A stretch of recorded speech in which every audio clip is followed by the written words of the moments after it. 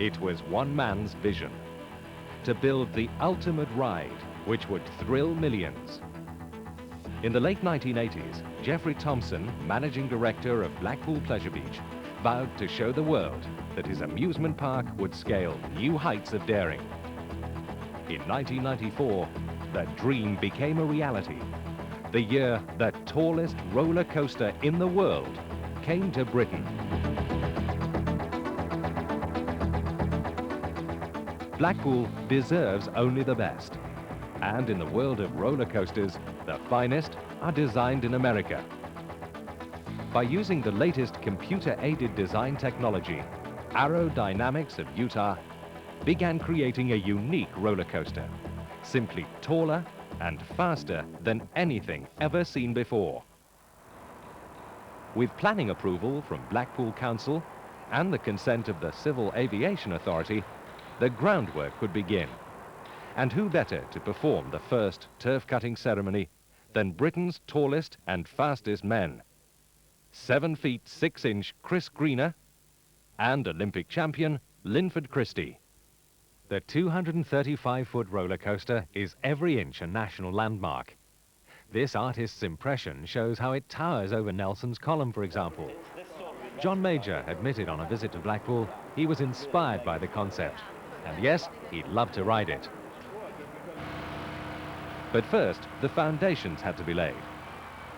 Other amusement parks have built their rides on greenfield sites. Here, it wasn't so simple. Somehow, the giant roller coaster's roots would have to be put down alongside the existing 140 attractions in the world's most ride-intensive amusement park. The £1.5 million contract for foundations was awarded to Shepherd Construction Limited of Manchester. The company had to overcome enormous obstacles to sink more than 300 piles. Even when they'd avoided water pipes and electricity cables, they faced the problem of sand. In some areas, they had to dig 45 feet down to find a firm base. The piles were reinforced with steel, and 5,000 tons of concrete was then poured in.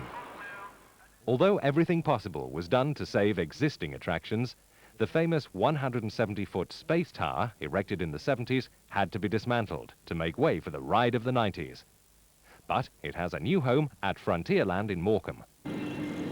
With the design and route of the roller coaster agreed, work could begin on the superstructure. The 3D simulations and geometry calculations were supplied on computer disk by Aerodynamics and Manchester-based consulting engineers Allott and Lomax. These were then converted into working drawings. From these, accurate plans could be drawn up, from which Watson Steel of Bolton could then make the 12,000 individual pieces of steel. They'd make 2,600 tons in all, as part of a contract worth £6 million. The company's vast construction halls turned out enough steel which, if laid end to end, would have stretched 35 miles, or from their Bolton factory to Blackpool itself. Here, vast monopod columns, tower legs, stanchions, turns and supports were made. All the steelwork, including the red track sections made separately in Southampton and Scotland, were then painted with high-performance protective coatings to guard against Blackpool's abrasive weather. There wasn't room at Blackpool Pleasure Beach to take all the steelwork at once, so it was delivered to nearby Blackpool Airport. There, the individual pieces of steel were assembled into larger sections. Gradually, like a giant puzzle, the structures began to take shape. Last checks were made before the steel could be loaded for final delivery to the Pleasure Beach. The illuminations lengthened the summer season at Blackpool, and not until November are the gates of the Pleasure Beach closed to the public. Faced with the shortest winter closure of any amusement park in Europe, contractors had to erect the roller coaster in record time. Some of the biggest loads ever seen on our roads began to inch their way towards the Pleasure Beach. Police outriders gave each lorry an escort from the airport. They closed the busy promenade and planned alternative routes for Blackpool's busy traffic. The world's tallest roller coaster was on the move. A giant crane at 400 tons, one of the largest in use in Britain, was brought in to lift the heavier sections. Each was lifted in order and, with astonishing precision, was then lowered onto its waiting foundation. If any of these supports had been more than 20 millimeters out at the bottom, the track section simply wouldn't have fitted at the top. Hour by hour, day by day, week by week, and in all weathers, the roller coaster grew and grew. It had to grow to live up to its new name, the Pepsi Max Big One. Blackpool Pleasure Beach announced a 5-year sponsorship deal with the American soft drinks company worth £1 million, believed to be the first ever sponsorship deal of its kind for a single ride. Also competing for space on the crowded 42-acre site was the roller coaster station. Geoffrey Thompson's architect daughter, Fiona Gillier, was given a difficult brief: to create a station in the narrowest of locations. She came up with this unique concept, whereby the trains are stacked and changed vertically on a lift mechanism.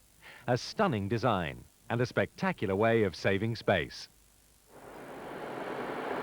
Following the design route of the ride, engineers had to cut through the Big Dipper and the old roller coaster to ease the progress of their new neighbor. Touching up the paintwork requires a head for heights. The world's leading roped access specialists were brought in to coat the bolts and make good any handling damage. Up to 5 layers of protective coatings would be needed. As the winter season drew to an end, the activity intensified. Red track sections began to top the route of the tallest roller coaster ever built on this planet.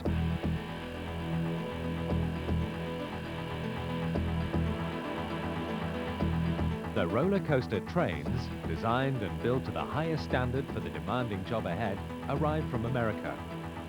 With the sort of breathtaking speed only matched by the ride itself, the Pepsi Max Big One was ready.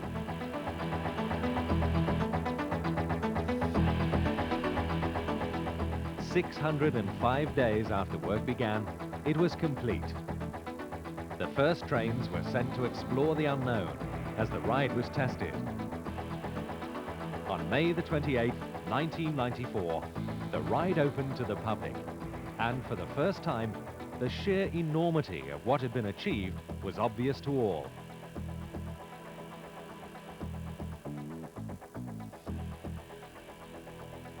A month later, blue skies accompanied a red-letter day, the official opening of the Pepsi Max Big One, a day blessed with Blackpool sunshine. Father Graham Rainford performed the dedication. We give thanks for energy and enthusiasm, design and engineering skill and experience, and for all who by their work in many and varied ways brought this tremendous project to a successful conclusion.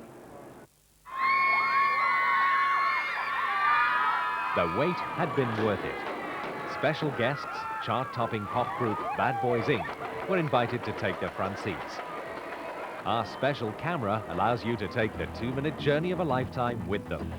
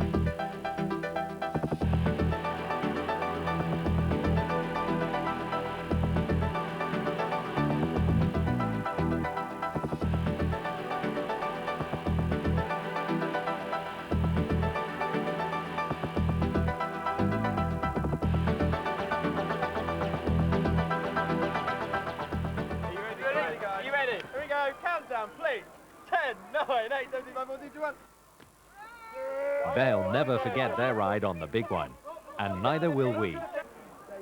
Afterwards, in true Hollywood style, they left a permanent reminder of the exciting premiere.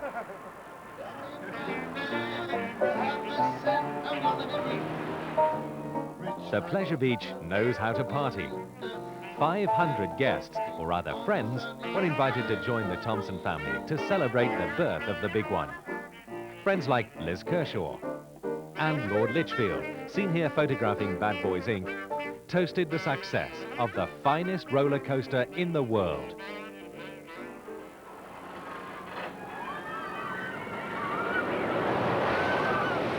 The big one had begun its endless, thrilling journey.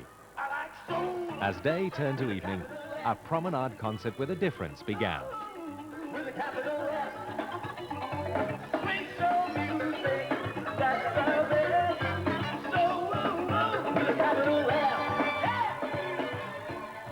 With the sunset came the Royal Philharmonic Concert Orchestra, a graceful accompaniment to a spectacular ride, day or night.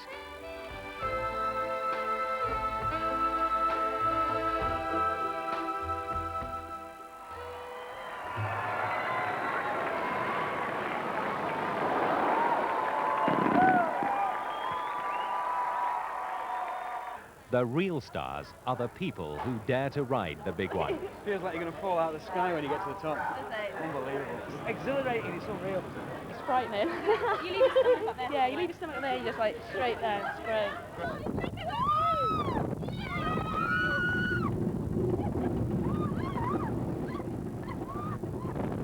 The vision is now very much a vertical reality. Jeffrey Thompson believes the Pepsi Max Big One is the most significant single leisure development in Britain since the construction of Blackpool Tower a century ago. It's expected to attract an extra 1 million visitors to the resort every year. Those who've dared to plunge from 235 feet at an angle of 65 degrees, riding its 1-mile circuit at speeds of up to 85 miles per hour, know it's unbeatable. Don't take our word for it. Try it, if you dare.